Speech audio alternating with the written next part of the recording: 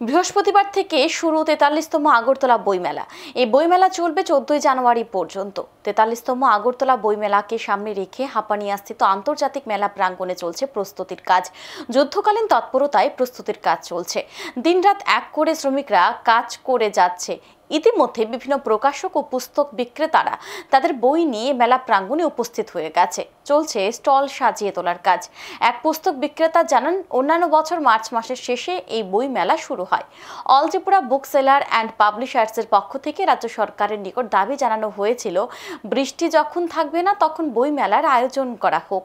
Tripura book seller and পাবলিশার্সের দাবি মেনে রাজ্য সরকার জানুয়ারি মাসে বই মেলা করার উদ্যোগ নিয়েছে। তার জন্য তিনি রাজ্য সরকারকে ধন্যবাদ জানান।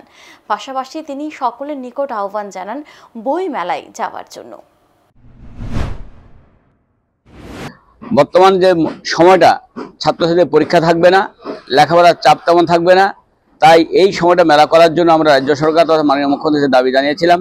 রাজ্যের মাননীয় অনুভবী মুখ্যমন্ত্রী আমাদের দাবি মোতাবেক জানুয়ারির প্রথম সপ্তাহে তথা ২রা জানুয়ারি ২০২৫ বইমেলা শুরু করেছেন। সেজন্য রাজ্য সরকার তথা মাননীয় মুখ্যমন্ত্রীকে the all Tripura book sellers and publishers association এবং মেলায় অংশগ্রহণকারী সমস্ত পুস্তক ব্যবসায়ী এবং প্রকাশকদের পক্ষ থেকে আন্তরিক সশ্রদ্ধ অভিনন্দন জ্ঞাপন করছি।